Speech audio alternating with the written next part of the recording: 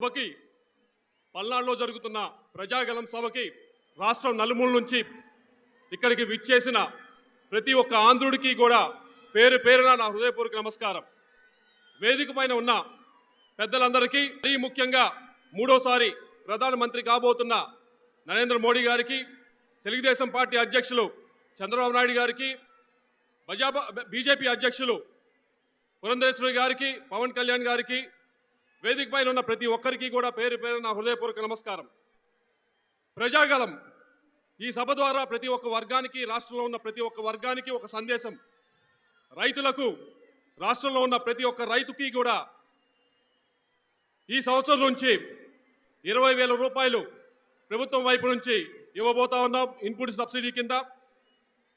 ఆగిపోయిన ప్రతి ఒక్క ఇరిగేషన్ ప్రాజెక్ట్, పోలవరం నుంచి గోదావరి పెన్న అనుసంధానం నుంచి వరికపుడి సెల దాకా ప్రతి ఒక్క ఇరిగేషన్ ప్రాజెక్టు కూడా ఈ వచ్చే 5 సంవత్సరాలు పూర్తి చేయాలనే సంకల్పం.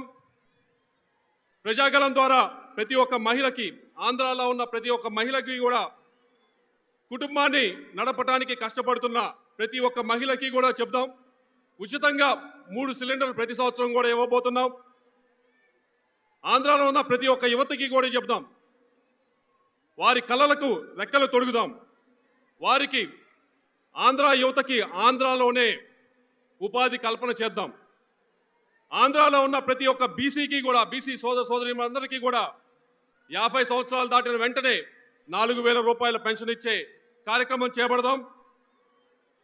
ప్రతి ఒక్క దళిత సోదరునికి కూడా ఏదైతే ఈ 5 సంవత్సరాల్లో ఆగిపోయిన 27 సంక్షేమ కార్యక్రమాలు ఉన్నాయో ప్రతి ఒక్క కార్యక్రమాన్ని కూడా మళ్ళీ పునరుద్ధరిద్దాం. వారందరి బతుకుల్లో కూడా వెలుగులు నింపుదాం.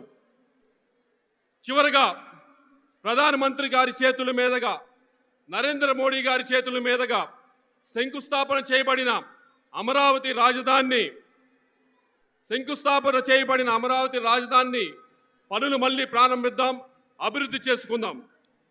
చివరిగా చెప్పేది ఒకటే, అప్పుల ఆంధ్రప్రదేశ్ నుంచి సువర్ణ ఆంధ్రప్రదేశ్గా ఈరోజు ఈ పల్నాడులో జరుగుతున్న ప్రజాగలం ద్వారా ప్రతి ఒక్క ఆంధ్రుడికి చెబుదాం, ఈ కూటమిని బలపరచండి, సువర్ణ ఆంధ్రప్రదేశ్ నిర్మించుకుందామని చెప్పి ప్రతి ఒక్క ఆంధ్రుడికి చెప్తూ నాకు ఈ అవకాశం ప్రసాదించిన ప్రతి ఒక్కరికి కూడా ధన్యవాదాలు చేసుకుని సెలవు తీసుకుంటా ఉన్నా.